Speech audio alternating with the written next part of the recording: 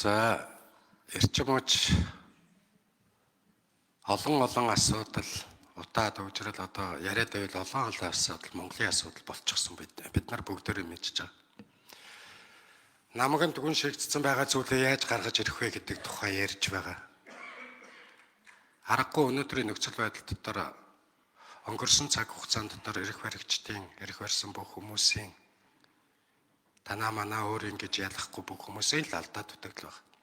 Гэхдээ бид нар тэрийг шүүж хилцэхээсээ илүү өнөөдөр тэндээс яаж гарах юм бэ гэдэг тухайга бодох ёстой. Гарахтаа ямар байдлаар гарах юм бэ? Дахиад нөгөө намганда улам гүм бат баригдах юм уу? Илүү жоохон чөлөөтэй хөдлөх боломжтой болж гарах юм уу гэдэг тийм бодлого бодох ёстой. Тулдсан асуудлаас бид нар таарцгүйгээд юм уу холдож гүйгээд асуудлаас ангижирна гэж байхгүй. Нүүр тулах хэрэгтэй, гар барих ёстой. Энэ арга байхгүй. Өнөөдөр хэн нэгнийг буруудах гэхээс гадна бид нар дахиж одоо энэ цагаас цаашаага хүн буруудгаад тэрнээс болоод тэглээ гэдэг байдал дээр суумарг байна. Эрчим хүчнийхээ энэ 3 дугаар цахилгаан станцын зураг төсвийг нь хийлгэх нь тэр 20 сая доллар гарах нь тэр зураг төсөв чинь өөрөө мөнгөөр л хийлгдэг зүйл шүү дээ. Өөр зүйл нэг сургууль цэцэрлэгийн барилга хийлгэсэн ч хийлгдэг зүйл шүү дээ.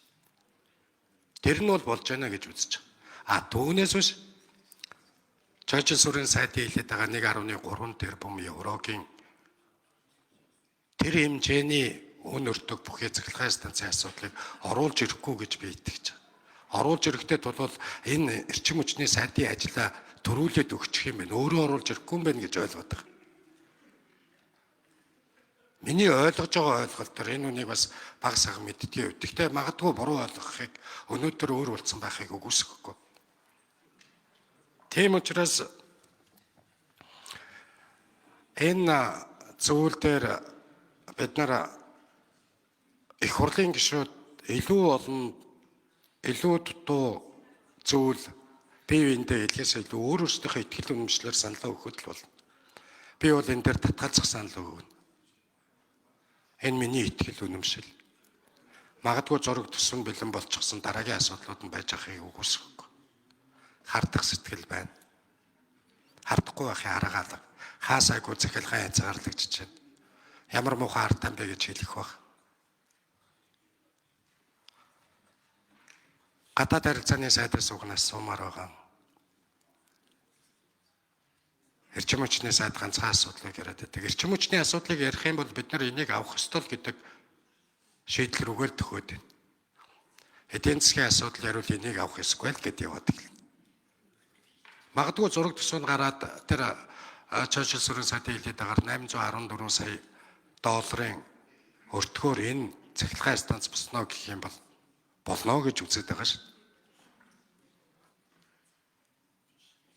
Ингэж ойлгож байгаа. Тийм болохоор бусад их үүсвэр, бусад зүйлүүд гэдэг их олон зүйлүүд яриад наашин чашин болгоод амарг байгаамаа. Яг үүндээ өнөөдөр энэ өндөр өртөг төсөвтэй тодорхой төсөл орж ирж байна. Тэр нь бидний хувьд эмзэглэл төрүүлж байна гэдэг бол бид нар өнгөрсөн цаг хугацаанд энэ улсын төрийн толгойд байсан хүмүүсийн өр төлбөрийг татвар төлөгчдийн мөнгөөр ирээдүйн үр хүүхдийн талхны мөнгөөр сольж төлж байгаатай л адилхан зүйл шүү дээ. Тэрийг ойлгодог болж. За, бодогдохын Чойчил сүрэн сайд хариулт өгье. За, Батбаатар гишүүн нөхцөл байдлыг зөв ойлгож байгаа. Үнэнтэйгээ нүүр тулъя гэдэгтээ үнэхээр баяртай байна. Тантай санал нэг байна. Нэг зүйл одоо Монгол улсын ерөнхий сайд Монгол Ардын намын дарга оюун эрдэнэ ерөнхий сайд зааланд байна.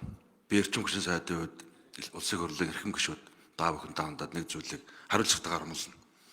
Зах зээлийн бус нөхцөлтэй ийм хэрвээ яриад байгаа хүмүүсийн хардаад байгаа шиг Монгол улсад одоо ашиггүй алдагдaltaй ийм төсөл байх юм бол энэ төслийг оруулж ирэхгүй. Хариуцлагатайгаар та бүхэн зөв ойлгоорой.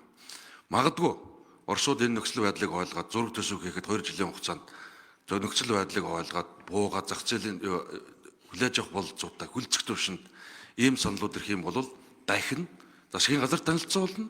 Тэгээд улсын хурлын холбогдох байнгын ороод болно. Шаардлагатай бол улсын хурлын чуулган дээр танилцуулга хийхэд бэлэн байна. Нэг зүйл итгэлтэй байгаа чи Монгол улсад хохирлолтой тулгуурласан ямар нэгэн зүйл байхгүй.